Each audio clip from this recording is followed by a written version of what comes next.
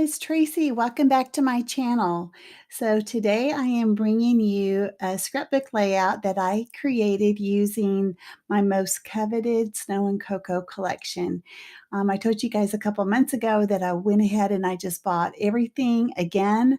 I had purchased Snow and Cocoa 2 years ago, and it is my ultimate favorite collection ever.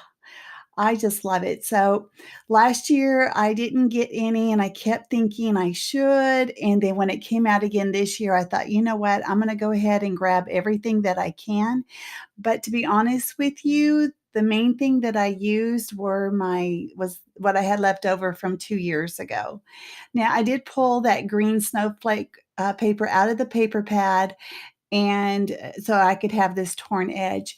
And this sketch, actually, I don't show this sketch, but I am redoing a sketch that I love that Laura Whitaker had done. This is something that you would have seen Laura do, and if you've been watching me this month in particular, you know that I absolutely love Laura Whitaker and her sketches, and I miss her dearly, and I wish her the best. But I wanted to redo the sketch, which is, it's such an easy sketch to do. And you're using up a lot of those thin pieces of paper, whether they be, just scraps left over or um, whatever that edge is called. It's so funny because I can think of all of these things like when I'm watching other people's videos, like, oh, I know what they're talking about, and I can say what it is. But with things rolling, yeah, I can't think what anything is. So here you see me going through the things that I have left over from the last, my collection that I had before. I want to use that up as much as I can before I break into something new. It makes sense. Why would you want to open something new since you already have something that's usable, that's open? The main focus was, of course, this photo. This is a photo of myself when I was a little girl. My family heritage is from Iowa. Most of my siblings were born in Iowa, and I was born in Fort Dodge. My dad had worked for Montgomery Ward's many moons ago when it was still in business, and he got transferred quite often.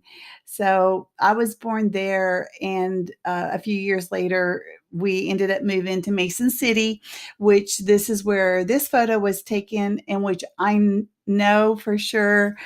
We moved from there when I was 5 and a half when we moved away, and my sister was born there. So I know was in Mason City, as if it makes a difference to you guys. I know it doesn't, but it does to me. And so I wanted to make sure that I had noted that, and I do, um, for this layout. And then my brother is probably very close around in this. When this photo was taken, my brother and I were 50 weeks apart, and we were like two peas in a pod, especially at this age. I don't know why he's not in this photo, but anyway, so the main focus besides the photo are the snowflakes, because I want to make sure that I emphasize that it's winter, as if you couldn't tell by my jacket and my gloves, and my head is covered, but there's no snow in the ground. And just because it's Iowa and it's winter does not equal snow. I think that this is in winter anyway. It could be early spring. I don't really know. And for all practical purposes, it really doesn't matter. In fact, down there on that card, with the mittens card, I put a little sticker there, and it says January. So the sticker is kind of like a little tag. It doesn't really matter, and I have to say, I know a lot of people get real meticulous about the dates, and a lot of people do scrap chronological, and I'm like, you go, girl. If you can do that, do it. I know that I don't, and I'm not trying to begrudge anyone for doing it that way. But for me, I've been scrapping for about 23 years. Does it matter if it's February or March and I put the January sticker? No, it doesn't matter. So I just leave it as it is. We get the gist that it is winter. Okay, all of that being said. All right, so now I've got almost everything down. It actually, you can see the burr, and then underneath that it says winter, and then Wonderland. And I wanted Wonderland to have a foundation, so I really like, I think it's like poinsettia paper, and it's the same paper that's over on this side as well. So I dig out my Ellie Studio stickers, and this is where I'm going to put the year, and it's in 1966.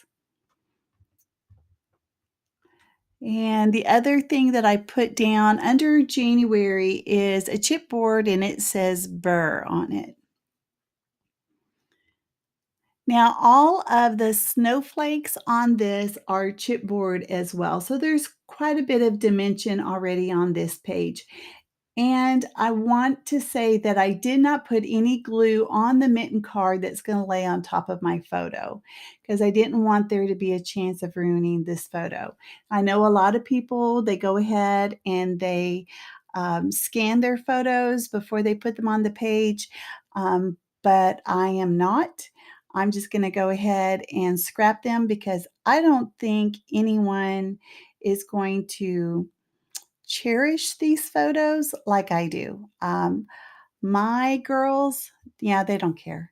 So, but it's okay because I'm enjoying doing this, and they humor me and like, oh yeah, mom, that looks great. La di la la la. Okay, so I am choosing these gray sequins. I have them in 2 sizes, and I use the Distress Collage Medium to glue them down. And then I'm gonna add some splatters. This, Shimmer's Products is a new color that came out this fall called Pip Pip Cherry O. It is very pretty. It's very thick. It's already wet, and it's super, super thick. It doesn't automatically just drip, so I kinda have to squeeze the brush, and then it makes these drops, which that big drop at the top really doesn't bother me. Once again, I don't mind using red. It doesn't look like blood to me. I've said this before. So we're here at the end. I wanted to show you that I have Sophie here that's holding this page down while I'm trying to take pictures of it and for the still shots, which are these. Anyway, thanks guys. Give it a thumbs up if you liked it, and I will see you guys next time.